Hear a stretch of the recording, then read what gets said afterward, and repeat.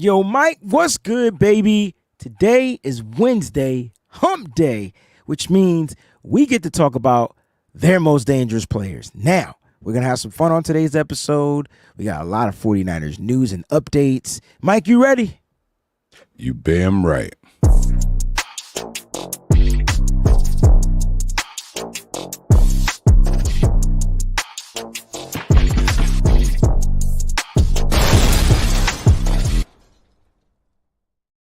What's good, 49er faithful? Make all the noise in the world because today is the day we're going to start looking at some of their players and who we need to watch out for. Mike, I'm excited, man. How you doing today? I'm good, man. I'm blessed. Rushed home today. Got home a little bit late. My dog did a number 2 in the house, man. And my dog is a free roamer. He don't have a cage. So when he does that, it's like a mess to clean up. So my kids beat me home. I'm like, all right, I'm gonna look at them on video. I go to look at the cameras, and they got the first floor camera disconnected, so I can't see none of them. So they know to have the first floor camera disconnected. So they did that on purpose. Yeah, that's what I'm thinking. I'm like, something's up. So then you could set the alarm on the cameras and make them make an audible noise. Long story short, I get the kids to turn the camera back on for me because my kids don't have cell phones. I don't know if you know that or not about my kids, but my kids don't have cell phones because they don't go nowhere. They go home. So I can call them on their cell phones, but I called them to the camera. I say, hey, plug the camera back up on the first floor. And they say, bear pooped. And I'm thinking that they unplugged it because they didn't want me to see it while they cleaned it up and tried to help. But then when I walk in, pow, the smell hit me right in the face. So I had to go out there and light the stuff up. And now the house smelled good. I'm in a good mood now. It's since do something to your person, like to the way you feel. You ever smell something that just make you feel good? Yeah. Like, have you ever smelled something that make you feel bad? I mean, it works both ways. I can't say nothing. I want to say, I wish this was an after dark conversation. All right, Mike, listen, it's a 30-minute show. We got to get down to it because we got to go over these dangerous players. We got the news that we want to break. Let's start with the injury updates because remember everything that was listed day to day? Well, here's a list of players that didn't practice, and so I'm curious to know, no practicing Fred Warner, George Kittle, Chris Conley, Jacob Collin, Gross Matos, D. Winters. Matos.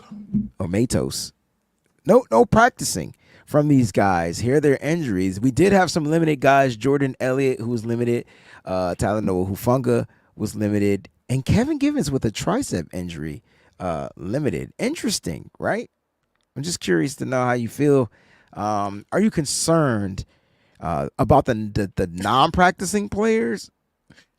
I'm trying to figure out if this is like short week preparation and it's like some hijinks, hinky-dink stuff. I feel like every Wednesday practice, the week before the Thursday game, we get a long list of injuries.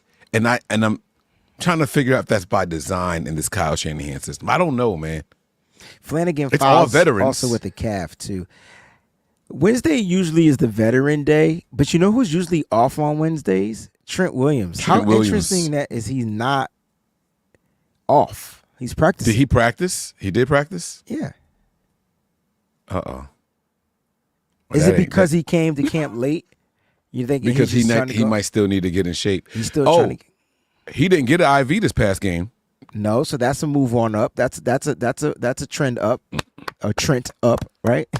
I see what you did there. I see. Yeah. I got you. I feel so you. he's trending upwards. Like that's he's pretty trending cool. in the right direction. Yeah, that's how we close out that. I'm just a little curious, man, because like it did not practice today. Today's Wednesday, so tomorrow I think is when you start to think about it. Like today, yeah, middle of the week, they don't play till Sunday. Like, what did Jacob Cowing do to not practice? Jacob Cowing hurt his shoulder in the game, and he left the game and never returned. Said he was questionable, but he never came back in the game. Remember, Kyle Juszczyk was 2 hands on the punt. Remember? That's right. Right. Now, Fred Warner got injured in the game as well. George Kittle, he had a rib injury, but I know must have happened on the touchdown. I don't know. Chris Conley had an oblique injury. We talked about that because you asked me where the obliques were. I didn't know that. I knew D. Winters had an ankle injury, but I thought he had the ankle injury last week, and he played in this game. Right. And I don't know anything about this Gross Matos injury. Like, I don't know when the heck that happened. I wonder if that's pending from his last injury as well, and it's just flaring up. I'm just curious, to know. Did you get a chance, since we're talking about injuries, did you get a chance to listen to Ed McCaffrey, Christian McCaffrey's dad, on the Ross Tucker podcast? Just curious to know if you got a chance to listen to it. I just to paraphrase everything that he was saying, he was telling everybody, like, stop panicking. Now, I know this is his dad, but he's also a football player. And so I kind of like from both perspectives. He didn't give any dad vibes. Like how you would.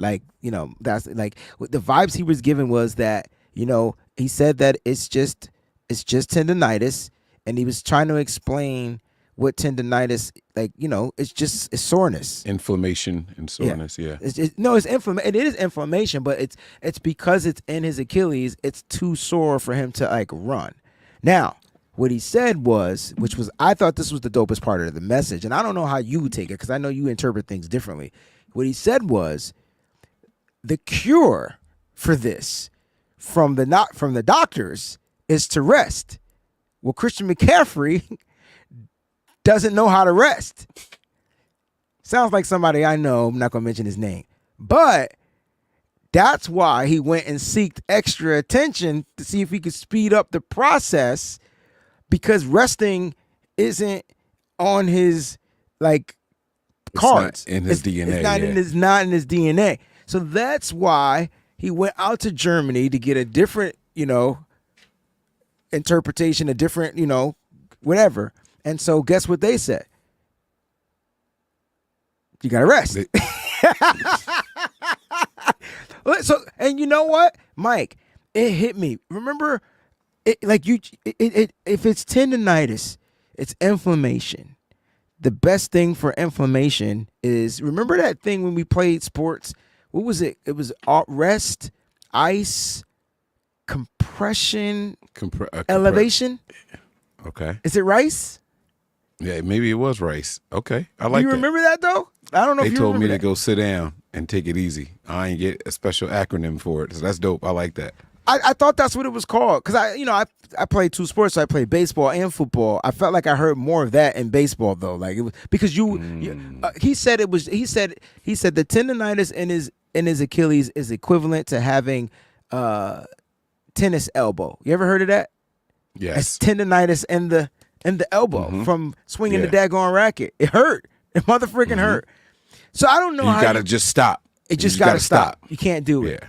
And so Christian McCaffrey wants to play, and that's probably why Kyle Shanahan keeps saying he doesn't know how to get out of his own way. He doesn't know how to remember, everybody's blaming Kyle Shanahan for overworking Christian McCaffrey, but go ahead. I'm sorry. So the story is that no, you're good. The story is that the tendonitis has been here for a while, before the offseason, right? It's tendonitis.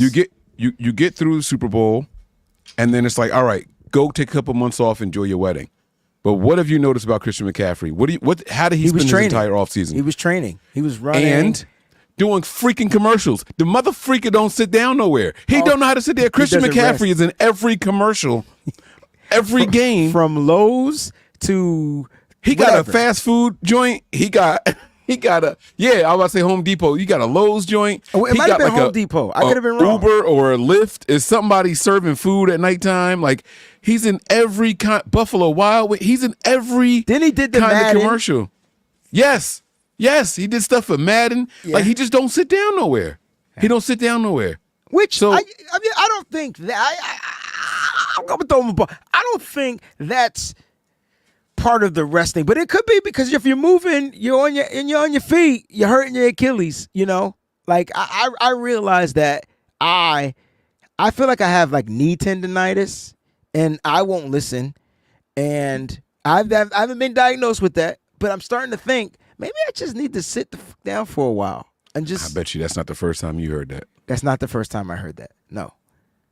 And you're not gonna listen. I think I'm starting to listen, because I think now I know what Christian McCaffrey. Let me tell you something, bro. I put the ice pack on my knee. Now I don't know if my knee froze because I walked and I was like, oh shit, I could jump. Like, you know what I mean? I'm not gonna do it because the other knee still hurts. I gotta put the ice pack on the other knee. But I'm thinking, you just gotta rest. So for those worried about Christian McCaffrey, and I don't know if you got a chance to hear Trent Williams, and then we'll kick over to the show. Trent Williams talked about, listen, I'm very optimistic that this guy's going to be back this season.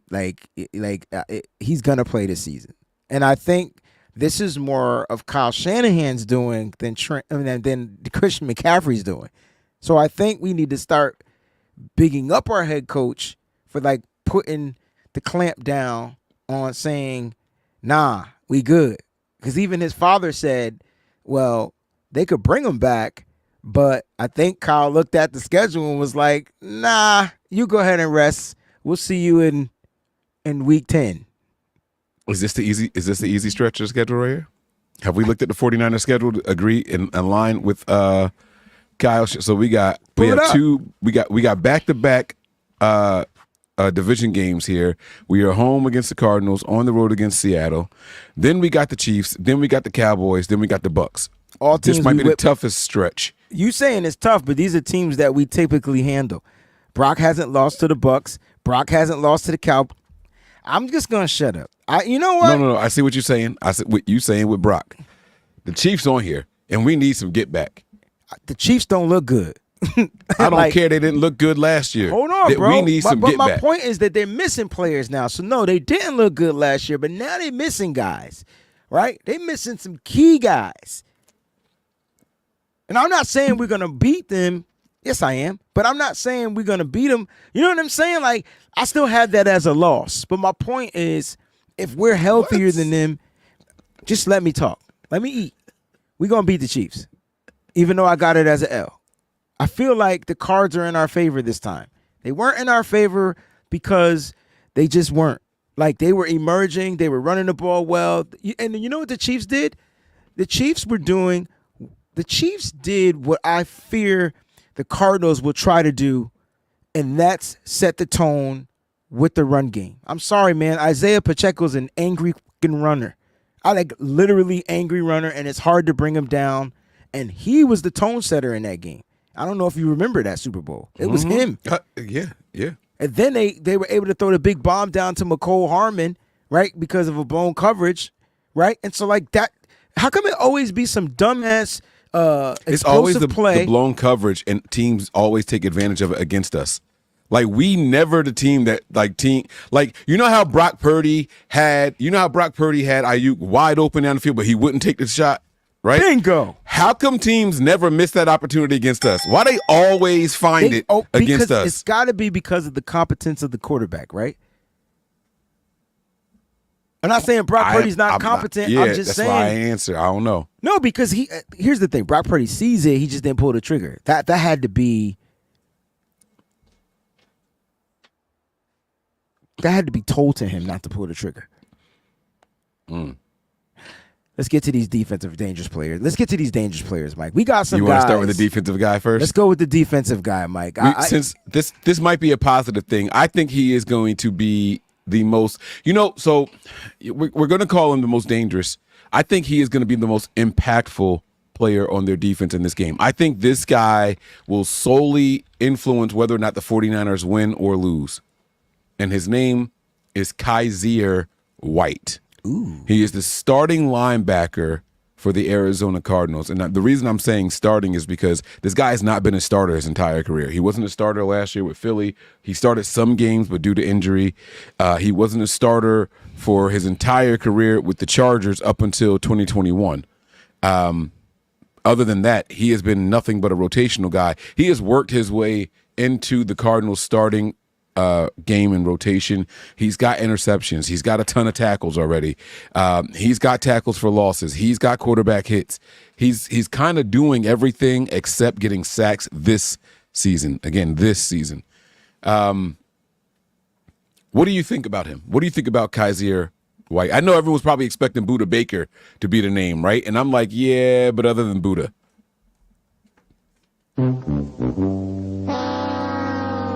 Now look, I can say I'm going based off of his grades or whatever. I mean, you said you wanted to talk about his ability to tackle, okay? And so, okay, that's cool. But, they are 28th against the run.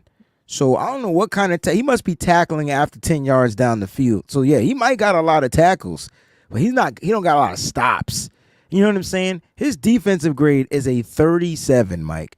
That means this dude is ranked 80 out of 80. And you want to know what I like about this guy is he's terrible in pass defense. His coverage grade, bro, is a 29. You know what that means? Kyle Shanahan. I don't like the way you just took a big wet dog doo-doo on my man. Like we started the show with a poop story. You ain't had to get right back to it. Like what you just did was mad disrespectful, bro. Bro, I don't see how this dude gonna be an impactful player. Man, he might get a lot of tackles in this game, but it's not gonna matter whether or not we win. If he somehow has a good game out of nowhere, there's no way he hasn't had a good game all season. So you saying Kyle goes after him? Because that's why I think he has so many tackles. I think opposing teams are targeting him. Yes. And that's why he has so many tackles. Okay, how you going to answer your own question? Yeah, that's my point. Like this dude, I said, he probably got tackles 10 yards down the field, 20 yards down the field, 15 yards after. You absolutely go at him. You can, if he's there, what do they run? They run a hybrid defense, right? They run a multiple set defense. So they could go 3-4, 4-3, whatever. Sometimes they go 3 safeties out there, right? You can put this guy out there, and I'm trying to torch him on every single play. Like, name a player that the Niners, that he can cover from the San Francisco 49ers. He can't even cover Kyle Juszczyk. I don't know. So you just think he trash, he's slow, can't cover. Like so why is he a starter? How did he earn the starting role the last 2 years? I don't know if he earned it or if it's by default, but they are missing some players. So like they got players coming off the IR. Let me look up their depth chart, bro, because this is funny. Like I could tell you, they got Darius Robinson, their young guy, coming off the depth chart. I mean, coming off the IR. I don't know if he'll be sent to the active roster or whatever, but he's got 40 tackles this year already through 4 games. Last year he finished with 90. His career high is 144, and that was in all 17 games. Like, because I'm trying to tell you, Mike, this dude is a tackler, like you said, but not every tackle. I mean, remember you told me, like, like especially certain positions, like if they got a lot of tackles, that's not good. I think they're literally taking advantage of this kid. Okay, I like that, because like you don't want to see a safety with a lot of tackles, right? Right. But linebackers, you do, and he's a linebacker. He's their weak side linebacker, which means he does what? So weak side is the side opposite of the of the tackle. So he's not lining up over the side with the tackle. That's what makes it the weak side. And what is he doing?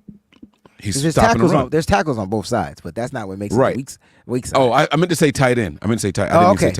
I thought I said tight end. My bad. I apologize. I'm saying like why he's saying tackles. They can motion the tight end. But here's the thing, like at the end of the day, his job is to cover, right?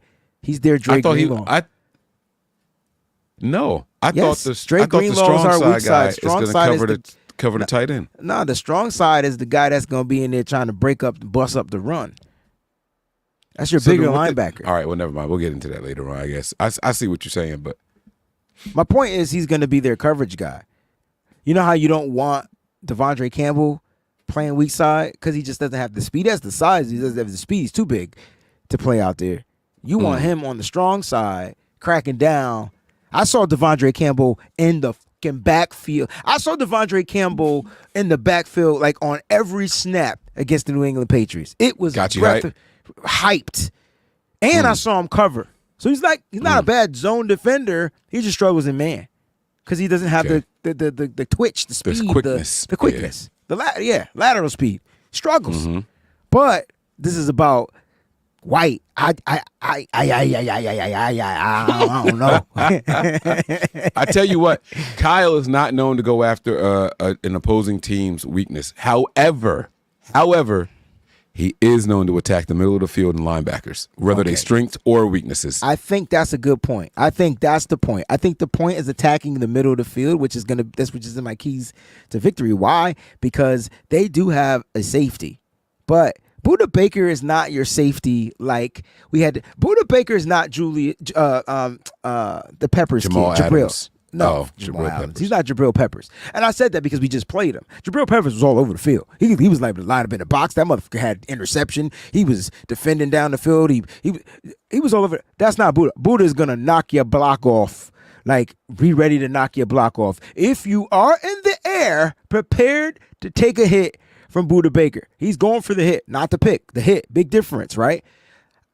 I feel like George Kittle always gets the best of Buda Baker. I just feel like that's what happens. The only time Buda Baker got the best of George Kittle was when there was a hospital ball thrown, and unfortunately, it gave Kittle a high ankle sprain. I'll never forget that. Like, we haven't had to deal with that in a long time. Right. So you said don't attack their player, attack the position of the field. They're going to play predominantly zone in this game. So if they're playing zone in this game, then the middle of the field is where I think Brock is most efficient and where he's going to look to get that ball. And then you're going to see Jawan Jennings go across the middle of the field. You're going to see a lot of crossing routes. I think this is a crossing route game. Mm-hmm. And that's why you weren't on that show. That's why I got Debo as my 49ers offensive player of the game.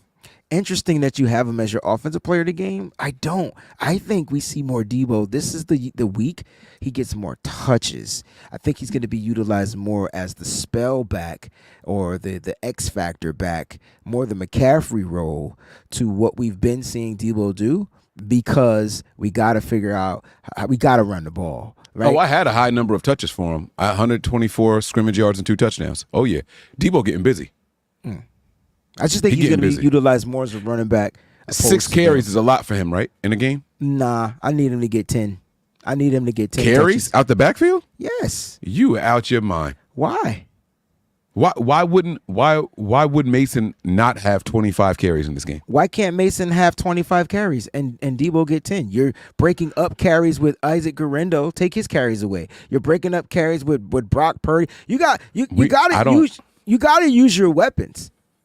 Mason should get minimum 25 touches. We need to run the ball 40 times. I don't give what you say. Oh, so the number's 40 now, not 30. Okay. That's why you're saying that. Yeah, that's why you're saying that. The number's 40. The number, even if the number was 30, Mason gets 25. You can still give Debo 10 carries, especially if they're explosive runs.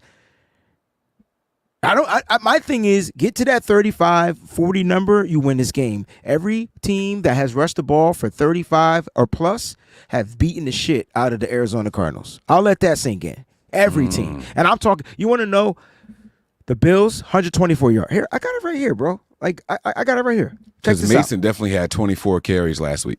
He Bills. 100% 24. Bills, 124 yards, 25 attempts. Rams, 53 yards, 20 attempts. They lost to the Rams. They beat the Rams.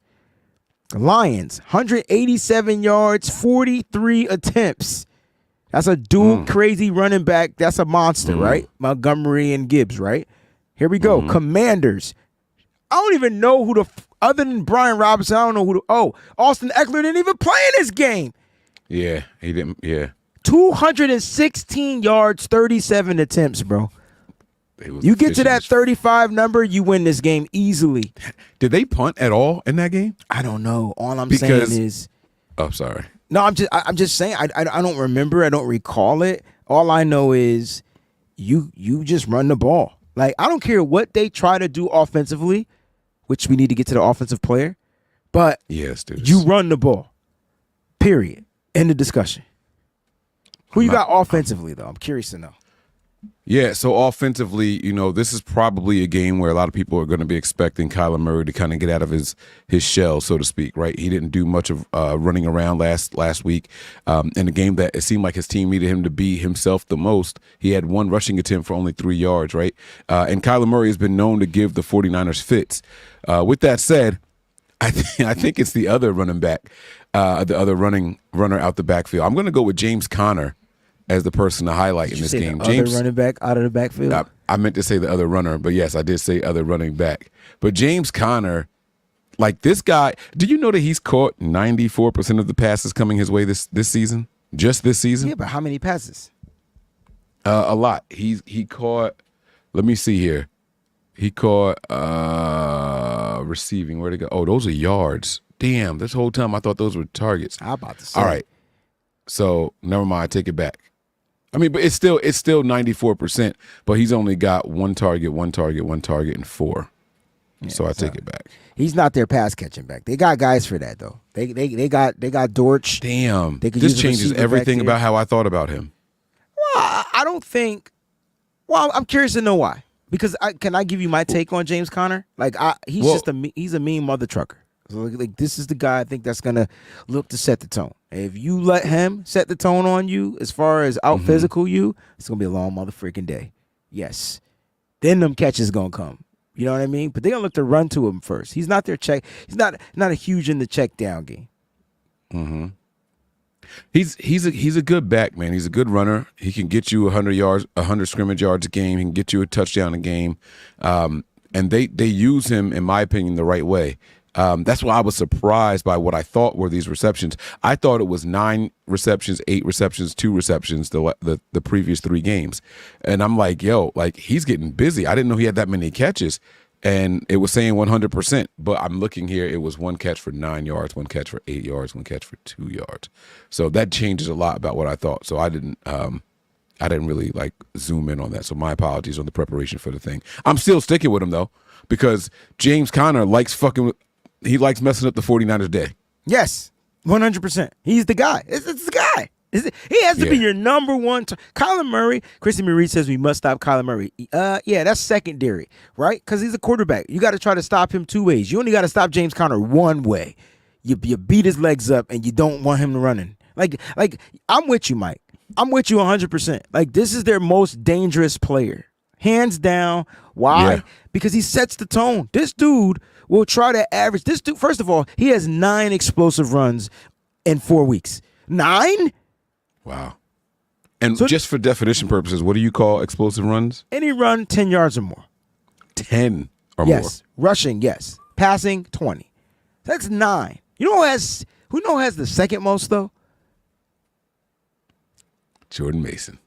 No, I mean on their team. Sorry. Oh. I was all hype. I'm like Jordan Mason. Okay, on their team, I'm going to go with the rookie. What's his name? Kyler Murray has 7. Oh, I was wrong. Explosive run. So I get why Christy Marie says we must stop Kyler Murray, but at this point I'm just like, oh snap, like we gotta definitely, I feel That's like why I don't understand James why he Conner. didn't run last week to help this team out, man. He had 1 attempt for 3 yards. That's not like Kyler. Is he hurt?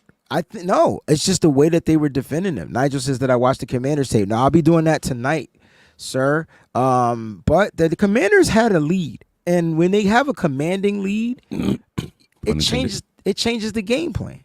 Like, you know what I mean? Like, it changes up your game plan. So I thought, did James Conner rush for a touchdown last week? I can't remember if he rushed for 2. He did.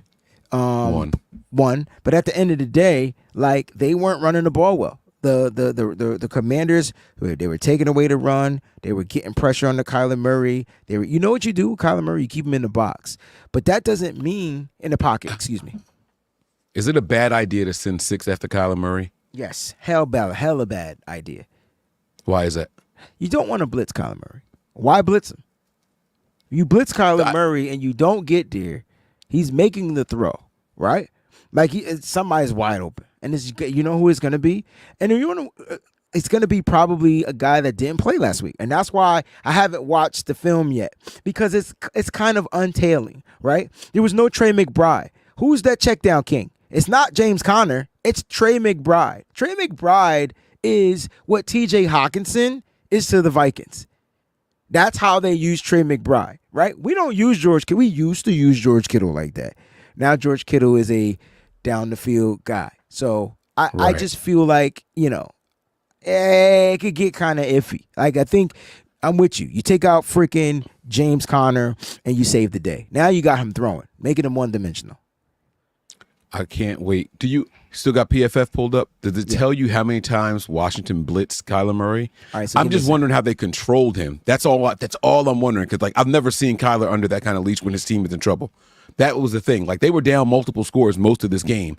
And that's normally when he makes plays happen. And I'm wondering if they didn't blitz, did they keep people on the edge just standing there in case he tried to run. You get what I'm saying? Yeah, you got to contain the edge. That's what I said. You don't blitz. You rush for. But I'm saying with an extra body. Don't use those same 4 down guys. No, because right? because if you're rushing for and the theory is to keep him in the pocket, and they're able to contain that. You don't have to rush full blown rush with your edge rushers, bro. Their first job is to do what?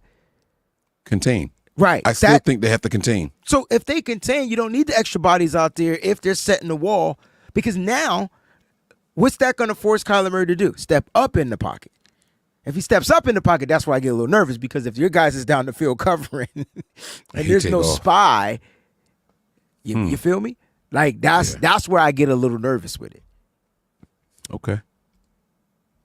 All right. But let me get that information for you because you had a great point and I wanted to get that. You asked me about how many times he was blitzed. They blitz only 39% of the time. We don't even blitz 10% of the time. We just blitzed 33% last week. Did we? Mm-hmm. It's been going up. We the first game we blitzed 9%. Second game, I want to say it was. I don't think we blitzed 30-something%, but I'll look it up. I know we blitzed, but it was a safety blitz. And Malik couldn't get home. That's crazy. And it was one linebacker blitz. But I'll look it up. They blitzed 39% of the time, though. 39.3% of the time he was blitzed. That was on 11 of his dropbacks. All right. He had a total of 28. Yeah, it was the one thing that I saw with Sorensen is that he is increasing how much the team is blitzing. Right here it is. Week 1, 9.7%. Week 2, 12.5%. Week 3, 20.7%. And week 4, 33.3%. We blitz a third of the time. And that now every site. That's a different quarterback too. So it's not about the site. Now you're talking about the quarterback. Let's talk about the quarterback. You're not going to blitz a running quarterback. You will blitz the fuck. Excuse me. I see what you're saying. You're going to blitz the hell out of a quarterback that ain't going to move. So that made sense. That's by design. I'm going to look it up, though, but I think you're right. That's by design. That makes perfect sense. Those were blitz numbers based off of next-gen stats. So I don't know if different people have different. I see what you're saying. But I think you're right. I'm not blitzing Kyler Murray. You miss that blitz, it's a wrap. Make you pay. Mm-hmm. Okay. All right. I'm with it. And so that's why I said 39% of the time is like normal. Do we go normal? You think 39% blitz rate is normal? Yeah, because we've seen teams like that. I got to stop watching 49ers football. You're right. No, you're right. You're absolutely right. Because the teams that we've been playing blitz us like 40, Forever. 50, 60. Like, dang. Snap, mad heads coming, right? As soon as we snap the damn ball. Like, dang, we ain't even get the first playoff. They all out blitzing because we ain't see it coming. But you know who they don't blitz?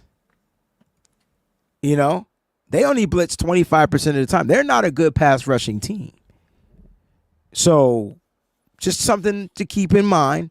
Will they choose to dial up the blitz because they feel like teams that have been most effective against the 49ers are the ones that blitz? I just don't think that they have the personnel to do so, Mike. That's just my theory with that. I do want to look at the 49ers real quick before we jump off here and you send us home. If we did blitz that much, like you said, that makes perfect sense because now I'm looking at the quarterback we played. So the Patriots, you know what? It's funny. That's why I asked this question. I'm asking you a question for a reason, Mike. The Patriots rarely blitz. They blitz 40% of the time against Brock Purdy. 40% of the time. They barely blitz. And they made sure that they dialed up the pressure 40% of the time. They really did. The Niners. That's probably why. That's why you saw Brock taking those shots down the field. That's why he started to take the shots down the field. The Niners, per PFF, only blitz 28.2% of the time. So it's kind of in, who do we play week 1? Aaron Rodgers. You didn't want him getting outside. If he missed the blitz, he was probably going to extend the play. And his first game back in 2 years, he wasn't going to try to run a whole lot anyway. I don't think. Yeah, I don't think the Niners were worried about him going nowhere. If I'm being honest with you. Makes perfect sense. So the two players, James Conner offensively, defensively, Kaiser White. That's what we got to watch out for. Those are their dangerous players. All right. Great show, Mike. Yeah. You are the man, Most bro. impactful players for the Cardinals in this game. Absolutely. All right, man. Go ahead and take us home, man. Oh, just Yeah, quick updates with the Niners. They did make some roster moves. Do you know about the roster moves or? I saw that Jalen Graham was back. I don't know if they did anything else today. They did. So today they signed wide receiver Tariq Owens to the practice squad, and they also signed defensive lineman Jonathan Garvin to the practice squad. They released yesterday Shaquille Brown from the practice squad. All right, and then like you said, they definitely gave Jalen Graham. They signed him to the active roster, and they opened up the window for Kalia Davis to return to practice. Yes, and they did not open up the window for Ricky Pearsall. Kyle said that they're putting what's his name on IR. Who's going on IR? He said they didn't announce it yet. What's the linebacker's name? Curtis Robinson? I thought he was already. Yes, I thought he was already on the IR. My bad. Kyle said it today. He said he was like, we put Curtis Robinson on IR. He's like, oh, did we announce that yet? Well, we're going to. Okay. So he let that slip right at the podium. Leave it, baby. Madden will be tomorrow, 1 p.m. Eastern time. I'll be doing the Madden simulation. Man, I'm not clapping because that should be trash. It's How always you be stressing over a video game. I don't know. 'Cause it shouldn't be a nail biter. Look, you know what? I don't be understanding. If my team is ranked 90-100 and your team is ranked 10, ain't no way it should be a close game. Like 90-100 is way greater than 10. Yeah, but that's in like college though. Like NFL, the margin is like that Mike, though. If my team is ranked, let me give you real numbers. If my team is ranked 92 and your team is ranked at 72, how is the game close? What game are you playing with 92 teams and 72 teams? Like, I don't even understand the what Niners we're are talking a 90. Okay, so you're saying rating, not rank. Oh, yeah. Because you're saying rank, which I'm like, it's got to be 1 through 32. Okay, that's all. Okay. Yeah. All right. So the Niners are ranked what? 90? They rated. You just said the wrong word. Yeah, that's what you get for trying to correct me, you smart motherfucker. I want to understand. Now, you still don't understand because you said the wrong word. But anyway, what is the Niners are rated 90, like a 92. Uh-huh. But I think, you know what? I think I'm figuring it out. I think it's because they don't have Christian McCaffrey. And Jordan Mason's rating, not rank, is relatively low. I don't know how it's low. That's some bull ski. It just has to be updated. Like once they update his rate, they're not going to go from a 68 to a 98. Like that ain't how it works. But they might go from a 68 to a 72, but that's still low. I feel you. You know what I mean? feel you. Yeah. But we'll see how it plays out, man. We hope you guys enjoyed today's episode. Eastern. 1 p.m. for the next Madden simulation. Be there because it will be a nail biter as always, and we're gonna see somebody get a crazy interception in that game. I could just feel it. I don't know who. It could be on them, could be on us, but somebody's definitely throwing an interception in that game. So, all right, that's it, Wayne. We done? We good? We wrapping? We done. We good. We wrapping. Okay, we live all the time, kicking it with the fam, bro. That's Breezy, and I'm Mike. This is the BAM Show.